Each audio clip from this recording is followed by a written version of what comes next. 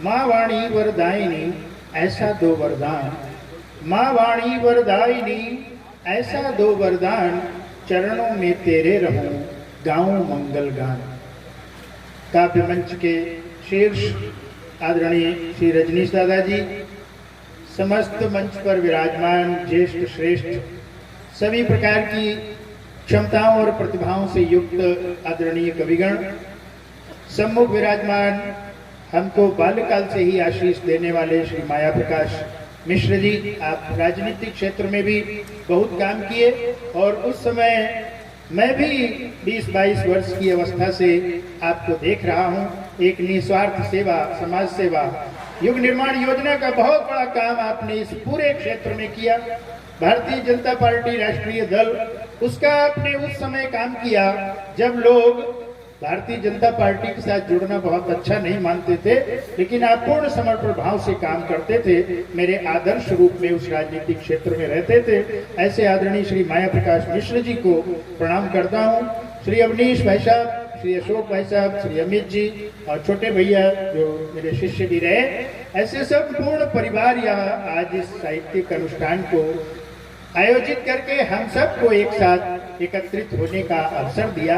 मैं आप सबके प्रति बहुत बहुत नमन करता हूँ, श्रद्धा पूर्वक प्रणाम करता हूँ। और बहुत लंबी कविता न कह के जो मुझसे कहा गया है, भाई देखिए, चालक हो या संचालक हो, जब मैं स्वयं संचालक हूँ तो कहता हूँ, चाहे चालक हो या संचालक हो, कोई अपनी औकात नहीं रखता।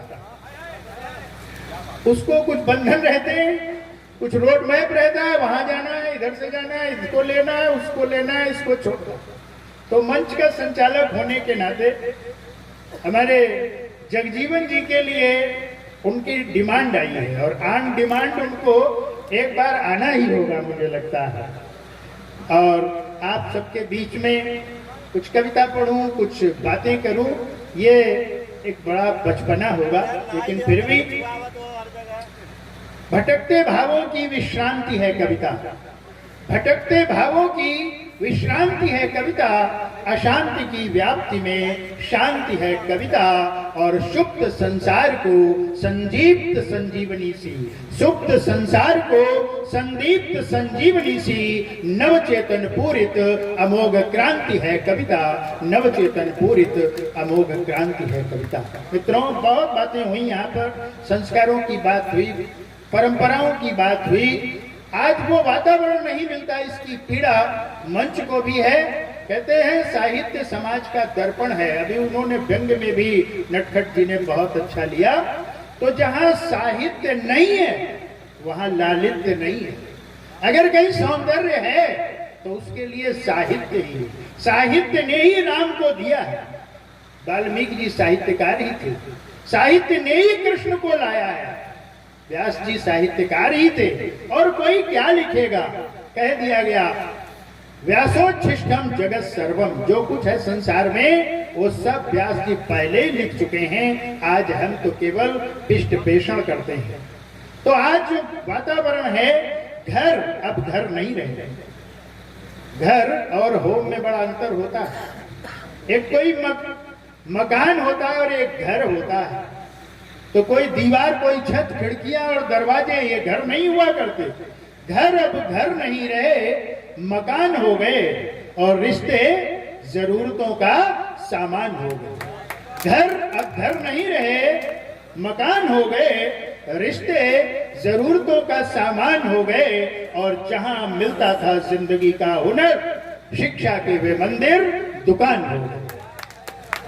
आज ये कवि सम्मेलन नहीं होंगे तो कहीं संस्कार नहीं मिलेगा। ये गुदगुदाते भी हैं, ये प्यार मोहब्बत की बात भी जब करते हैं तो कभी ध्यान से सुनोगे। मैं बचपन में गीत सुनता था, गीत बहुत अच्छा लगता था, फिल्मी गीत, लेकिन कभी उसको वैसे नहीं सुनता कि कोई घर के लोग भी सुने। गीत क्या था? एक बंजारा गाए, है ऐसा गीत। और एक गीत सुनता था, आने से उसके आए बहार, जाने से उसके जाए बहार। तो क्या श्रृंगार का गीत है, कहीं पिताजी सुन लेंगे, कोई सुन लेगा। गीत मुझे बहुत अच्छा लगता था, लेकिन एक दिन उस गीत को सुनते सुनते उस बचपन में उसकी अंतिम पंक्तियों पर ध्यान गया कि कवि कहना क्या चाहता है। कवि कहता है कि जरा पूछो तो कौन है वो, रुत ये सुहानी है मेरी महबूबा। वो बसंत ऋतु का वर्णन करता है और हम साधारण बुद्धि से सोच लेते हैं कि कोई ऐसे श्रृंगार की बातें हो रही। ऐसा कविता में जब भी कवि लिखता है तो कुछ ना कुछ उसका उद्देश्य बड़ा होता है। कुछ पंक्तियां आप सबके समक्ष रखता हूं और भगवान राम को सबने स्मरण किया है तो मैं भी उनका स्मरण करना चाहूंगा। अभी जिस भाव में चल रहे थे तो निरक्षर जी ने बहुत अच्छा कहा, मैं जोड़ता हूं उनके साथ अपने आप को। कोई समझ नहीं पाता, कुछ भी अनुमान नहीं मिलता। कोई समझ नहीं पाता, कुछ भी अनुमान नहीं मिलता। कौन शत्रु है कौन मित्र है हमको पहचान नहीं मिलता।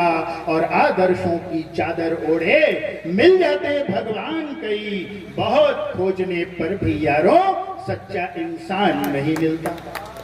सब कुछ मिलता है लेकिन एक सच्चे इंसान की खोज हर समय बनी रहेगी।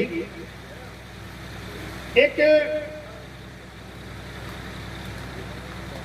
राम के काव्य की बात बहुत चली यहाँ पर, तो उसी से सोचता हूँ कुछ पंक्तियाँ अपनी भी जोड़ूंगा। कुछ और इसी प्रकार का जैसा अभी विषय रखा। मालूम नहीं घर कहाँ मकान कहाँ है, चाचा मालूम नहीं घर कहाँ मकान कहाँ है, हमें रह गई इसकी पहचान कहाँ है। पुरखों से मिली जो विरासत महान थी, उस पुरखों से मिली जो विरासत महान थी, गृहस्थी में बचा वो सामान कहाँ है। मिले सब अकेले दुनिया के मेले में, मिले सब अकेले दुनिया के मेले में, रिश्तों को छोड़िए खानदान कहाँ है। हमें रह गई इसकी पहचान कहाँ है। तुम मुझे पूजते मूर्तें पूछती, तुम मुझे पूजते क्यों मूर्तें पूछती, माई बाप से बड़ा भगवान कहाँ है। परिंदों ने बना ली सरहदें अपनी, परिंदों ने बना ली सरहदें अपनी, मगर पिंजर की कैद में आसमान कहाँ है। वतन परस्ती लिए, वतन परस्ती लिए जो दिलों में मचला, आजाद भारत में वो अरमान कहाँ है। गिरना ही चाहते तो गिर जाओ शौक से, गिरना ही चाहते तो गिर जाओ शौक से, मगर जान लो उठना आसान कहाँ है। एक लंबी इस प्रकार की कुछ पंक्तियां आज दादा के काव्य को सुनकर के और नटखट जी को कुछ उस प्रकार की मैंने आपके समक्ष रखी। रामलला को एक गीत समर्पित करता हूं और फिर अपना स्थान ले लूंगा और जगजीवन जी से आग्रह रहेगा और आप सबसे भी कि उनका काव्य पाठ सुने। जिस रचना का आग्रह किया गया वो भी मैंने उनको बता दिया। वो कह रहे थे अगर सुनाना ही पड़ेगा, कवि वही है जिसको चैन नहीं आता बिना लिखे और बिना पढ़े, तो उनका भी मन होगा तो कहा फिर नया गीत सुनाएंगे। हमने आपकी ये एक बड़ी समस्या है, मैं आज सभी श्रोताओं के और आपके जो क्या कहे जाते हैं फैन या कूलर, उनके सामने भी ये कहना चाहूंगा कि नए गीत लिखते रहते हैं लेकिन अच्छे कवियों के जो हम एक दो गीत सुन लेते हैं उनकी डिमांड किया करते हैं। श्रीलाल जी राग दरबारी के कहते हैं कि राग दरबारी लिखने के बाद कई अच्छे उपन्यास लिखे, लेकिन राग दरबारी ने किसी दूसरे उपन्यास को चर्चित नहीं होने दिया। गीत बहुत से हैं जगजीवन जी के, लेकिन उनके दो चार गीत सिरका है, प्रधानी है। एक तो आज आपके सामने बहुत दिनों बाद आया होगा, बाबा खाए बादाम, बहुत से अच्छे अच्छे गीत हैं उनके। तो राम लला का मंदिर दम के अवधपुरी श्री धाम में, राम लला का मंदिर दम के अवधपुरी श्री धाम में। रामोत्सव की धूम मची है नगर गली घर ग्राम में। राम लला का मंदिर दम के अवधपुरी श्री धाम में। रामोत्सव की धूम मची है नगर गली घर ग्राम में। अगणित मोती माणिक पहने राम लला अति सोह रहे। अगणित मोती माणिक पहने राम लला अति सोह रहे। लाखों दर्शन करके लौटे बाट करोड़ों जोह रहे। लाखों दर्शन करके लौटे बाट करोड़ों जोह रहे। सप्तपुरी और 3 लोक में अवधपुरी उनको प्यारी।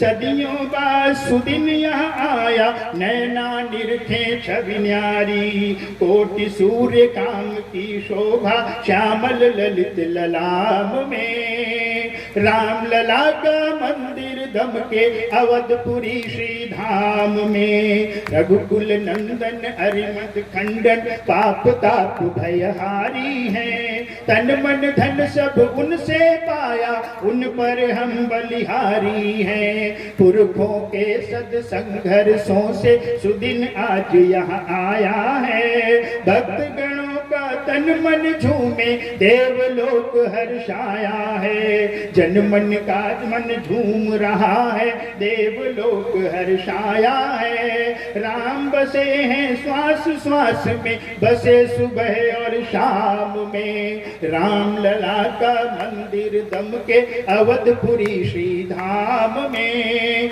रामोत्सव की धूम मची है नगर गली घर ग्राम में। धर आर धरा का हरने आए मानव बन अवतार लिया। भार धरा का हरने आए मानव बन अवतार लिया। शबरी गीध निषाद राज को अपना पावन प्यार दिया। वानर भालू बन गिरिवासी वानर भालू बन गिरिवासी कंकड़ पत्थर भी तारे।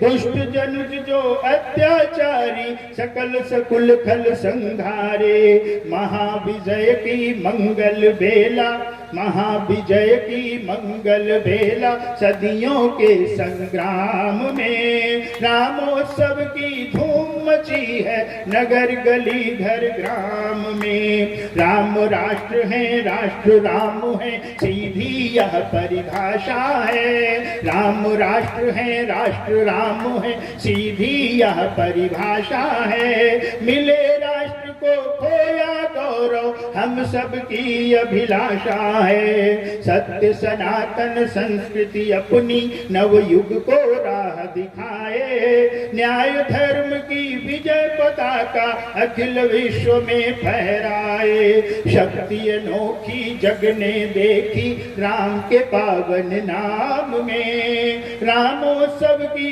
धूम मची है नगर गली घर ग्राम में। राम लला का मंदिर दम के अवधपुरी श्री धाम में। रामोत्सव की धूम मची है नगर गली घर ग्राम में।